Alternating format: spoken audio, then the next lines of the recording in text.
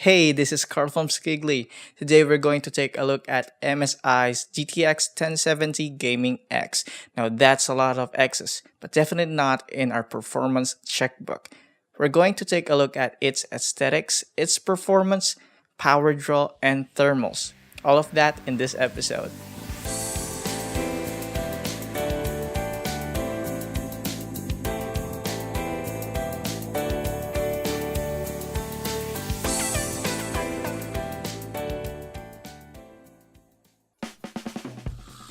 A big part of gaming hardware nowadays, aside from performance, is the looks. MSI's Gaming X series is already iconic. Having the same look regardless of GPU model, you're reassured that you can have this slick design with every budget point. The red and black design goes well with the dragon scale theme shroud, although this can only be visible if your GPU is vertically situated in your case. Worry not though, as the backplate is also sexy. A black backplate engraved with their dragon design will surely complement your black and red build. This backplate also helps you in keeping your temperatures down.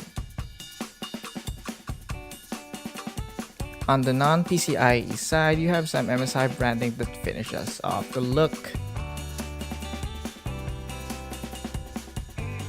Be aware though that this GPU is not your conventional 1070 as it requires 8 plus 6 pins of GPU power. And lastly, we can see some different kinds of ports you can plug in your display or gaming monitor into. So enough with the looks, let's now go to the important part of the gaming hardware, which is performance. For our performance tests, we're going to show you our data for GPUs under the NVIDIA 10 series as well as AMD's RX 480 for reference. These tests were done on the same processor, motherboard, memory settings, and ambient temperature as seen here on the screen. Yes, that is 31.4 degrees Celsius. That's hot. That's how hot it is in the Philippines right now. Of course, your results may vary due to the nature of differences in build and driver version. Enough talking and let's get it on. First off is our synthetic benchmark. For this test, we use Unigen's new benchmarking software called Superposition. The benchmark is heavy on ray tracing renders of light and shadow, which is synonymous to triangular tracing. The test also emphasizes a bit on VR game class graphics as there are at least 900 interactive objects in the room rendered for the test. We use 1080 medium for this test for the sake of our little contender, which is the GTX 1050 Ti. In the graph, it clearly shows how far the factory overclocked 1070 is worth crunching out at least 78 FPS to as much as 128 FPS. Now let's move on to gaming benchmarks. First off, we take a look at Battlefield 1. We took the FPS readings for the campaign mode using ultra settings at 1080p.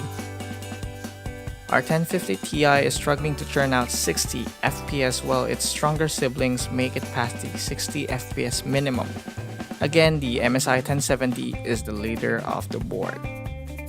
The reference 1070 minimum was affected by the GPU temps. MSI's twin frozer cooling is showing its strength in this benchmark.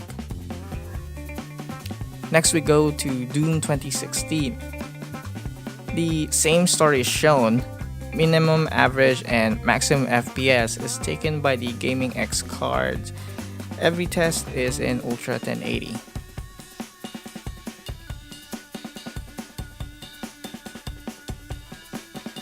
Lastly, we benchmark the most loved game in the Philippines, which is Dota 2.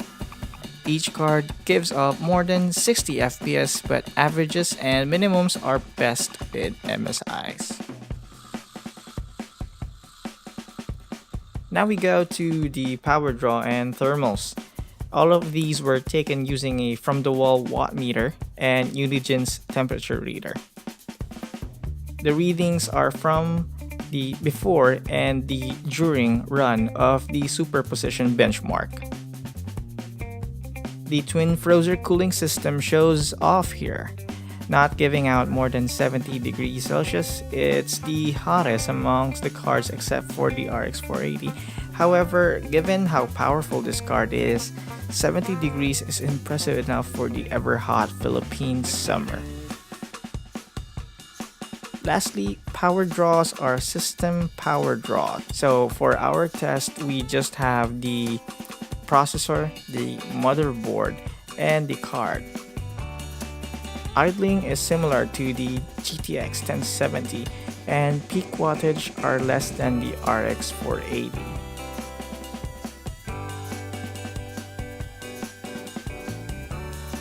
So, would I recommend MSI's GTX 1070 Gaming X?